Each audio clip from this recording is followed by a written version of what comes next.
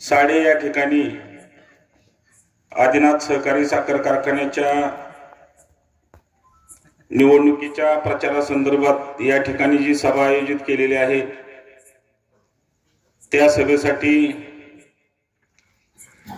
आवर्जून उपस्थित असलेले तुमचे आमचे सर्वांचे नेते, या जिल्ह्याचे नेते, या तालुक्याचे माजी आमदार, या पॅनल प्रमुख आदरणीय संजय मामा शिंदे साहेब, व्यासपीठावर उपस्थित असलेले सर्व नेते मंडळी आणि या सभेसाठी साडे आणि पंचक्रोशीतील उपस्थित असलेले सर्व आदिनाथ सहकारी साखर कारखान्याचे सभासद आणि ग्रामस्थ मंडळी, आज आम्ही या ठिकाणी आदिनाथ सहकारी साखर कारखान्याच्या निवडणुकीच्या संदर्भात या ठिकाणी आपल्याशी विचार विनिमय करण्यासाठी आम्ही या ठिकाणी उपस्थित झालेलो आहोत। आज आपण पाहिलं तर 1971 साली या कारखान्याचं IM मिळालं। जुन्या जाणत्या लोकांनी आदिनाथ कारखाना उभा करण्यासाठी अतिशय परिश्रम घेतला आणि तब्बल 22-23 वर्षानंतर 1993-94 ला आदिनाथ सहकारी साखर कारखान्याचा चाचणी गळीत हंगाम झाला आणि आज 2025 ला आपण पाहत असताना आदिनाथ सहकारी साखर कारखान्याचा चाचणी गळीत हंगाम होऊन आज जवळजवळ 32 वर्ष झालेत। या 32 वर्षापैकी गेली 5-7 वर्ष झालं हा कारखाना बंद अवस्थेत आहे आणि या कारखान्याची बंद अवस्था कुणामुळे झाली, कशामुळे झाली, काय ह्याच्यात अडचण आली, ही सर्व या तालुक्यातील सुज्ञ सभासदांना याची माहिती आहे। कारण आदिनाथ कारखान्यात काम करत असताना मला त्या ठिकाणी वयाच्या 21व्या वर्षी आदिनाथ सहकारी साखर कारखान्याचं संचालक मी त्या ठिकाणी झालो। 96 ते 2001 या कालावधीत मी व्हाईस चेअरमन म्हणून काम करत असताना आदरणीय वामनदादा बदे चेअरमन होते आणि मी व्हाईस चेअरमन म्हणून काम करत असताना स्वर्गीय आदरणीय दिगंबररावजी बागल मामा यांच्या काळात 2000 साली दादा कारखाना कर्जमुक्त झाला। कारण तुम्ही वार्षिक अहवाल जर काढून बघितलं तर सन 2000 साली हा मामांच्या काळात कारखाना कर्जमुक्त झाला। परंतु त्यानंतर खरी गरगर लागली कारखान्याला ती 2005 साली, ज्यावेळेस गोविंद बापू चेअरमन असताना आदरणीय बापूंच्या सांगण्यानुसार लोकांनी ऊस बापू चेअरमन झालेत म्हणून दुसऱ्या कारखान्याला घातला आणि पर्यायी त्या ठिकाणी फक्त 55,000 मेट्रिक टनाचं गाळप झालं आणि त्याच वेळेस कारखाना बॅकफुटवर आला। त्याला कारणीभूत असेल तर माझं स्पष्ट म्हणणं आहे की जयवंतराव भाऊच्या सगळ्या कुटाण्यामुळे कारखाना बॅकफुटवर गेला आणि तेथूनच पुढे या कारखान्याला गरगर लागली। आज आपण कारखान्याची परिस्थिती बघितली तर जवळजवळ 264 कोटी रुपये या ठिकाणी त्या कारखान्यावर कर्ज आहे। ज्या पद्धतीने स्वर्गीय दिगंबरराव बागलांनी कारखाना कर्जमुक्त केला 2000 साली, त्याच पद्धतीने भविष्यात कारखाना चालू करून आता हेच मामा या ठिकाणी कारखाना कर्जमुक्त करतील आणि अतिशय चांगल्या पद्धतीने कारखाना चालवून सभासदांना योग्य भाव देण्याचा प्रयत्न निश्चितच करतील असं या ठिकाणी सर्व सभासदांना मी या ठिकाणी छाती ठोकपणे सांगतो। आम्ही विधानसभेचा प्रचार करत असताना, या भागात बोलत असताना, या भागाची वरदायिनी असलेली दहेगाव उपसा सिंचन योजना ही मामांनी कशा पद्धतीने 5 वर्षात चालवली 365 दिवसापैकी जवळजवळ 240 ते 255 दिवस 60 दिवस सतत ही योजना चालू राहिली। प्रत्येक या 24 गावातल्या प्रत्येक गावाला पाणी कसं मिळेल या पद्धतीनं नियोजन मामांनी वारंवार करून कुठलाही भाग या योजनेपासून वंचित राहिला नाही पाहिजे अशी पुरेपूर काळजी घेऊन जेणेकरून या लोकांचं या ठिकाणी बागायत होईल, या भागातल्या लोकांच्या रानात ऊस तयार होतील, केळीचं उत्पादन वाढेल, तरकारीचं उत्पन्न वाढेल आणि या भागातील जनता ही आर्थिक सक्षम होईल। या उद्देशातून अतिशय चांगल्या पद्धतीने दहेगाव उपसा सिंचन योजना या ठिकाणी गेल्या 5 वर्षात आदरणीय मामांनी चालवली। आज आपण बघताय दहेगाव उपसा सिंचन 3 महिने 4 महिन्याची काय परिस्थिती, आले का साड्याला पाणी? मला असं समजतं की आज साड्याला जी पाणी पुरवठा स्कीम आहे, वॉटर सप्लायची स्कीम, ती फक्त 15 मिनिट चालते। म्हणजे 15 मिनिटावर विहीर आली। हा परिणाम फक्त दहेगाव उपसा सिंचनचं पाण्याचं साहेबांनी म्हणलं तसं अंडकमांडला पाणी देणं, जी दहेगावच्या उपसा सिंचन स्कीम मध्ये गावं नाहीत त्या गावांना पाणी देणं आणि जी गाव आहेत ती पाण्यापासून वंचित ठेवणं, हा सगळा उद्योग चाललाय। आज तुम्ही बघितलं तर दहेगावचा कॅनल कुठेही फोडला जातोय, त्याला एक मालक राहिला नाही, अख्खं घरदारच मालक आहे। गडीत बाया पाटील येतात की गडीत अतुल पाटील येतात की कोणी बी जेसीबी आणतंय, कुठे फोडतंय, कुठे पाणी नेतंय। अरे हे काय धंदा आहे काय? तुम्ही काय पाईपलाईन बिरची केली काय? आपण असा जर सातत्याने अन्याय करत असाल, कारण मी शेतकरी म्हणून काम करतोय, ऊस उत्पादक म्हणून काम करतोय, शेतीत खर्च केल्याशिवाय उत्पन्न मिळत नाही आणि आपण सगळं पिकाच्या माध्यमातून पैसे लावत असताना ऐन उन्हाळ्यात जर तुम्हाला पाणी मिळत नसेल तर आपल्या डोळ्यात एकच जर पिकं जळत असेल तर निश्चितच त्या शेतकऱ्याचं प्रपंचाचं नुकसान या ठिकाणी होतं। त्या शेतकऱ्याला अतिशय तळतळ वाटते ज्यावेळेस राजकारणाचा जर प्रभाव तुमच्या आर्थिक परिस्थितीवर पडत असेल, तुमचं आर्थिक नुकसान होत असेल तर याला जबाबदार तुम्ही आम्ही आहे। आज आपण विधानसभेचं काम करत असताना या ठिकाणच्या लोकांनी किंवा तालुक्यातल्या लोकांनी, आपल्या मतदारसंघातल्या लोकांनी थोडाफार विचार करून मतदान केलं असतं तर ही पाळी बहुतेक या भागावर निश्चितच आली नसतं असं मला या ठिकाणी ठामपणे सांगायचं। आज आपण त्यांच्या सभा बघत असताना तुम्ही लाईव्ह युट्यूबवरनं बघितले असतील सभा, नुसती टिंगल टवाळी, ह्यानी काहीतरी म्हणायचं त्यांनी काहीतरी म्हणायचं, कारखाना तुम्ही कसा चालवणार आहे, काय करणार आहे, कुठून पैसे आणणार, कशा पद्धतीने चालवणार, त्याच्यावर कर्ज किती, तुम्ही कर्जाचं ओटीएस कसं करणार, कारखाना कशा पद्धतीने चालवणार, वाहनं कशी उपलब्ध करणार, ऊस कुठून आणणार, तुम्ही ह्या गोष्टी काहीच सांगत नाहीत। एकामेकाची माप काढायची, एकामेकावर टीका करायच्या आणि लोकांना हसवायचं। इंदुरकरांच्या कीर्तना टाईप यांच्या सभा चालू आहेत। आपण लोकांसाठी काय करणार? तसं मामा या ठिकाणी ठामपणे आम्हाला सांगतात की काही जरी झालं, कुठल्याही परिस्थितीत आदिनाथ कारखाना चालू करणार म्हणजे चालू करणारच असं या ठिकाणी ठामपणे सांगणारा एकमेव नेता मामा आहे।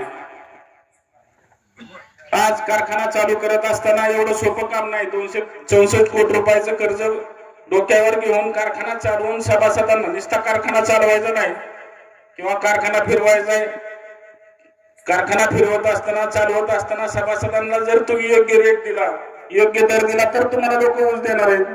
नुसता कारखाना मोकळा फिरवला, बाहेर 3000 रुपये रेट आणि तुमच्याकडे 2000 रुपये, कोण तुम्हाला ऊस घालतो?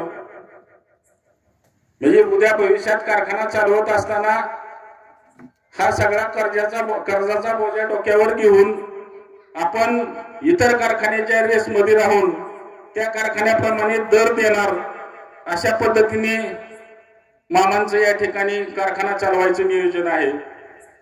पण समोर बघितलं आणि कुठून कसा चालवणार, काय करणार, या गोष्टीचा कशाला मेळ नाही। आदरणीय भाऊ तर मला वाटतं कशासाठी प्रचार सभेत बोलतात, मला वाटतं काय ह्यांनी सुपारी घेतली का काय म्हणतो, ह्यांचा एक माणूस उभा नाही, दुसऱ्याच्या बापासाठी मिशा काढायची पाळी आणि असंच मला या ठिकाणी आवर्जून म्हणायचं. अहो तुम्ही ज्येष्ठ नेते ठीक आहे, मान्य, आम्ही तुमचा आदर करतो, नेहमी करत आलोय, पण तुम्ही काय बी बोलत असाल तर निश्चितच तुमची बुद्धिभ्रष्ट झाली असं मला या ठिकाणी आवर्जून सांगायचे. कारण नेहमी म्हणलं जातं साठी बुद्धी नाटी. मला वाटतं आता भाऊ 67-68च्या आसपास असते ना, त्यामुळे ते 100% 85% गेले ते. आणि नुसते लोकांची करमणूक करणे हा काय धंदा नाही. राजकारण करणे म्हणजे लोकांना हसवणे. तुम्ही लोकांच्या बाबतीत बोला, कारखान्याच्या बाबतीत बोला, कारखाना कसा चालवणार आहे तो बोला, लोकांना भाव कसा देणार आहे ते सांगा, पैसे कुठून उपलब्ध करणार आहे हे सांगा. आपल्या जर वास्तविक पाहता बघितलं, आता मला राजकारण चांगलं 96 पासून कळतंय. 96 ला मी डायरेक्टर होता, 2025 जवळजवळ 30 वर्ष झालं मी राजकारणात आहे. पूर्वीची बी मला इलेक्शन कळते. ज्यावेळेस स्वर्गीय नामदेवराव जगताप या ठिकाणी तालुक्यात काम करत असताना, जिल्ह्यात काम करत असताना त्यांचा एक गट होता. नामदेवराव जगतापांचा गट हा जिल्ह्यात गट होता आणि त्याला या अपोजिट गट म्हणजे त्यांच्या विरोधात गट हा सहकार महर्षी शंकरराव मोहिते पाटलांचा गट होता. जिल्ह्यात 2च गट होते, जगताप गट एक आणि मोहिते पाटील गट. हे एकामेकांच्या विरोध, जुने जाणत्या माणसांना माहिती, एकामेकांच्या विरोधातले गट ही पूर्वीपासून होते. आणि नामदेवराव जगतापांचं अतिशय जबरदस्त वजन होतं. त्यांनी जिल्ह्यात गट निर्माण करून ठेवला होता, त्या गटाची ताकद जिल्ह्यात होती. आज तुम्ही काय करताय? आज तुम्ही मोहिते पाटलाच्या पाया पडायला जाता, म्हणजे जगताप गट पूर्ण नेस्तानाभूतच करून ठेवला की एवढी तर तुमची लायकी. वस्तुस्थितीनं आपल्या बापाने काय केलं, आपण करतोय काय, अरे चाललंय काय? सकारामचं भाजन तुकारामच्या घरात असं चालत नाही. त्यामुळेच आपला गट संपत आला. जिल्ह्यात जो नावाजलेला गट आज तालुक्यात राहिला नाही. मग अशी अण्णांनी सांगितल्या पद्धतीने तालुक्यात सोडा, शहरात राहिला नाही, शहरात सोडा, गल्लीत राहिला नाही, गल्लीत सोडा, सटवाळीत राहतोय का नाही कोणाला. म्हणून मला सर्व सभासदांना हात जोडून विनंती, मामांनी पॅनल उभा केलेलं तुम्ही उमेदवार बघा, सगळे अतिशय तरुण तडफदार उमेदवार आहेत. आणि आम्ही 2 जण फक्त आम्ही जुनी, मी एक, प्रमोद मोदी एक. तुमच्या सगळ्यांच्या आशीर्वादानं मला 96 ते 2001 या कार्यकालात आणि त्याचबरोबर 2012 ते 17 या पंचवार्षिक मध्ये सतत म्हणजे 10 वर्ष मला आदिनाथ सहकारी साखर कारखान्याच्या माध्यमातून काम करण्याची या ठिकाणी संधी मिळाली.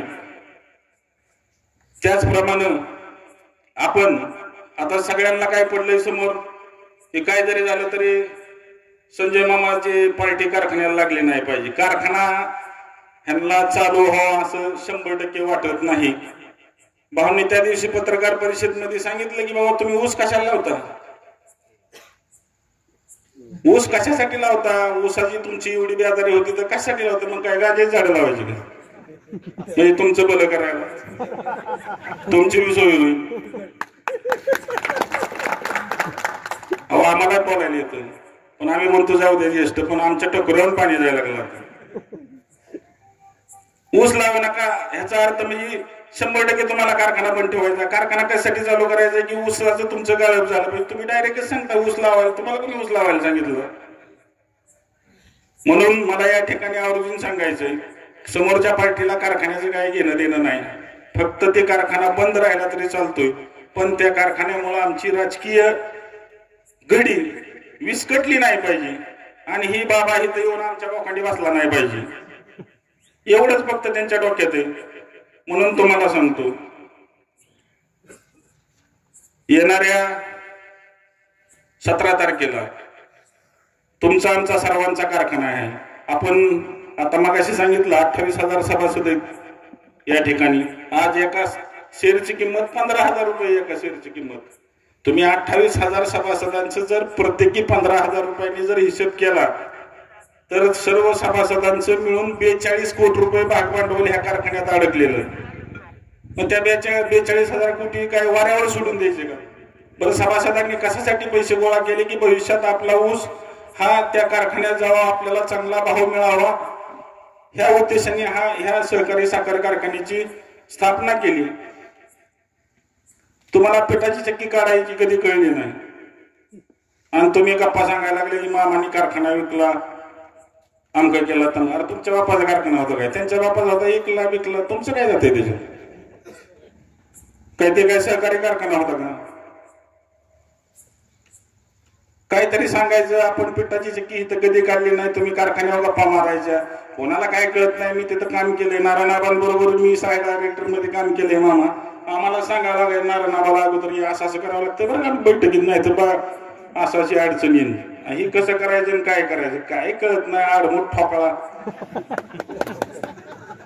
ऊस कुठं घालायचं आणि कुठनं साखर बाहेर निघते, कुठं इकायचे असतील, त्याचं पैसे कसं उचलायचं असतं, शेतकऱ्याला कसं द्यायचं असतं, ही क्लिअर नारायणाबाने सांगावं. मी लगे उद्या माघार घेतो. आणि भाऊ तर त्यांच्यापेक्षा हुशार. मी कधीच भ्रष्टाचार केला नाही. अहो तुम्ही डिझेल इथं गाड्यात भरून नेऊन तिथं साठावाईवर रॅम्प केला डिझेल गाड्यातलं काढायसाठी. इथनं भरून डिझेल न्यायचं, कुठनं कारखान्यावर डिझेल भरून न्यायचं गाडीत, टाकी इथं फुल करायची, कारण गाडीतलं डिझेल काढायला येत नाही असं बऱ्याच जणांना माहिती. मग ती डिझेल काढायसाठी तिथं रॅम्प तयार केलेला, त्या रॅम्पवर गाडी लावायची, पुन्हा डिझेल काढून घ्यायचं, पुन्हा मोकळी झाली पुन्हा भरून आणायची. काय धंदा? आणि तुम्ही सांगता आम्ही रुपयाचा भ्रष्टाचार केला नाही.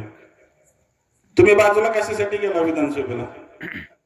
2024च्या तुम्हाला 4.5 वर्ष मामा चांगली वाटली, म्हणजे साधारणतः 5 वर्षातलं म्हणजे 4 वर्ष 11 महिने मामा चांगली वाटली. आणि शेवटच्या महिन्यातच काय अशी जादू झाली मामा, का तुमची भांडणं झाली की मामा लय वाईट, आमक तमक. सगळा हा पैशाचा खेळ खंडोबा. पैसा दिल्याशिवाय ही कुठेही हालत नाही. तुम्ही बघितले असेल पत्रकार परिषद, मुख्यमंत्र्यांच्या पत्रकार परिषद एवढ्या दाट नसतात. ह्यांची आज एक पत्रकार परिषद झाली की परवा दिवशी लगे 2 दिवसांनी एक. तुम्ही एका पत्रकार परिषद मध्ये सांगताय पंच म्हणून मी काम करणार, आणि दुसऱ्या दिवशी जर तुम्ही कापड काढून लगेच कुस्ती करायला तयार पद्धत. म्हणून समोरचा जो पॅनल आहे त्यांच्याकडे कुठलंही विजन नाही. तसं मामा पुढे भविष्यात बाबा कारखाना कशा पद्धतीने चालवणार आहेत, कशा पद्धतीनं पुढच्या म्हणजे बाय प्रोडक्ट असतील, अल्कोहोल असेल, डिस्टिलरी असेल, इथेनॉल असेल, ह्या सगळ्या गोष्टी करून योग्य पद्धतीने कारखाना चालवून इतर कारखान्याच्या बरोबर कसा दर देता येईल अशा पद्धतीने भविष्यात कारखाना निश्चितच या ठिकाणी मामा चालवतील. हा तुम्हाला सर्वांना, ऊस उत्पादक सभासदांना खात्री. त्याच्यामुळे त्यांची जळजळ व्हायला लागली. म्हणून मी या ठिकाणी आवर्जून सांगतो आपणास की येणाऱ्या 17 तारखेला तुम्ही तरी इलेक्शन सोडा, विधानसभेचं सोडा, जेडपी पंचायत समिती सोडा, पण कारखान्याच्या इलेक्शन बाबतीत बोलत असताना आपल्या पैशातून उभा केलेला कारखाना जर जिवंत ठेवायचा असेल, जर व्यवस्थित करायचा असेल, तर तुम्ही येणाऱ्या 17 तारखेला मामांच्या नेतृत्वाखालील महायुती आदिनाथ बचाव पॅनलच्या सर्व उमेदवारांना या ठिकाणी विजयी करून, पॅनलचं चिन्ह आहे पतंग. साधारणतः एका ऊस उत्पादक सभासदाला 20 फुल्या मारायचा अधिकार आहे. 9 पत्रिका येणार आहेत. ज्या ठिकाणी पतंग दिसणार आहे त्या ठिकाणी रबरी फुलीचा शिक्का मारून आपण सर्वांनी या ठिकाणी आम्हा सर्वांना आपली सेवा करण्याची संधी उपलब्ध करून द्यावी अशी मी विनंती करतो आणि मी थांबतो. जय हिंद, जय महाराष्ट्र.